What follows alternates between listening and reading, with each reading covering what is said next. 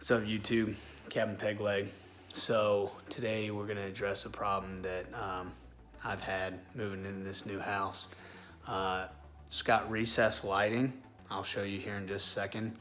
And the outside rings, the trim rings of the recessed lighting were sort of a dingy yellow, about 11 years old. And it had incandescent bulbs in it, which were starting to burn out. And so what I'm doing today is I am removing the old recessed cans and trim rings. I repainted them with a flat white to match. I bought some new trim rings off Amazon, and I'm putting in some LED floods. So I'm going to show you that. So this is what I'm dealing with currently. If you can see that well, it's a yellowed outside trim ring. Sort of the inner can is I don't know what you call that, sort of blackened from the heat of the incandescent. And so I'm gonna take that out. I got a new outside trim ring, and I'm gonna repaint the can back to flat white to match the ceiling, and then I'm gonna put an LED flood in there so it doesn't happen and I don't have to change this out. It's important to measure. Not all of these are the same size. So this is a 6-inch recessed lighting can. Some are 5, some are 4. If you look over here, those are even smaller. You can't really tell well, but those are I think 4-inch.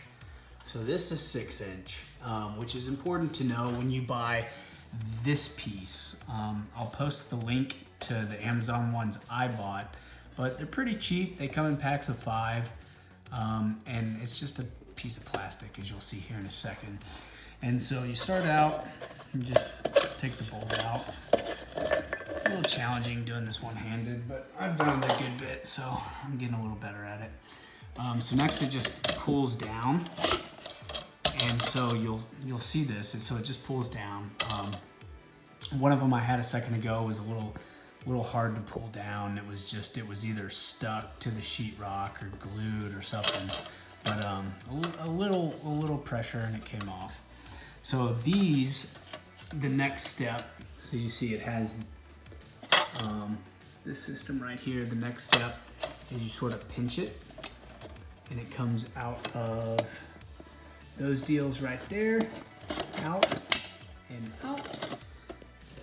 Same thing over here. Kind of hard to get to. Thanks for your patience. All right, so that comes down like so, and it's hanging.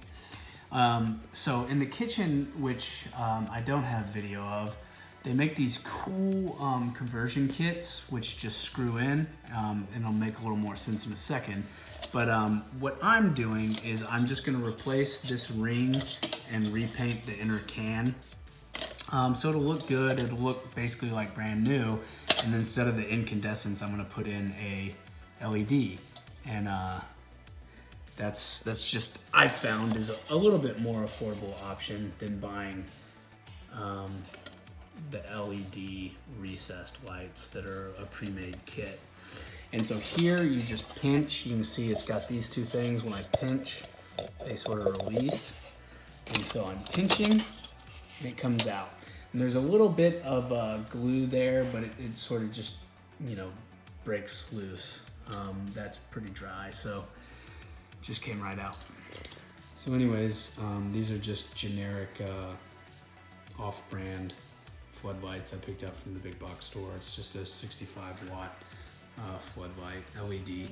One thing to note, so as you start looking at LED lights, which I've sort of been dealing with, is the color does matter. So there's daylight, there's soft white, and what you're gonna see is it's on a scale called the Kelvin scale, and the more kelvins, the brighter the white is gonna be. And the reason that matters is like a 5,000 is gonna be pretty like almost like an operating room. Let's see if I can find.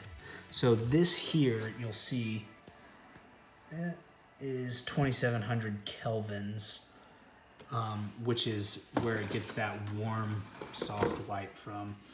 Like a 5,000, a 6,000 is going to be a really bright white, which is almost like operating room. And that matters. The other thing that matters when you're looking at these is the lumens. This is okay. Some of the other ones I put in is like 800. Those are good. Really anywhere from 650 to like the 800 territory is what you're looking for. And last but not least, my lights are on a dimmer switch, so I wanted to make sure I got the dimmable ones, which doesn't add too much money, but if your light switch isn't dimmable and you don't care, then don't worry about it. But if it is like this on a dimmer switch and you want to make sure you get the dimmable ones. Okay, so I've got a sort of system down here. It's gonna be a little tough to do one-handed, but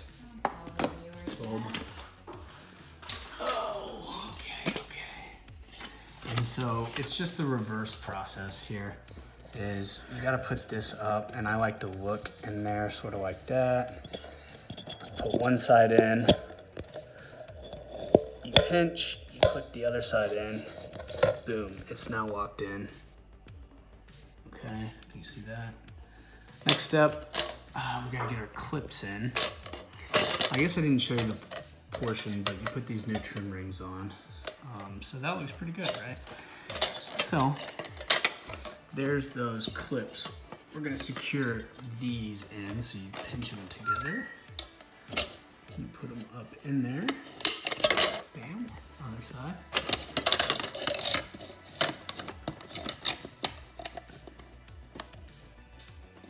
And got it, okay. And you sort of center that, and you just push it up, and it just retracts using the tension of the spring. Make sure it looks nice and centered, like so. Boom, there's our new fixture. Been repainted, it looks good as new. And time to screw in our new bulb, which is just a simple screwing in of a light bulb. Boom. So at this point I've done all 4 in this room. And you can see when you're looking, they look, damn, good as new, right? But you take that in contrast to, this one's not quite so bad, but that's kind of what it looked like before. It was dingy, it was yellowed, had the incandescent bulb in there. So it's, hey, we're going to the modern century, we got LEDs, it's nice, it's white, it looks clean. And for the test, boom, no problem, and check it out, dimmable, there you go. I hope this video helped you. Again, Captain Pegleg, this was a project I was trying to figure out how to do, and sort of YouTubed it for a little while and put it together and came up with my own system of repainting them and putting on new rings. I hope it helps. You know, it works for me. Maybe one of these days I'll show you what I did in the kitchen.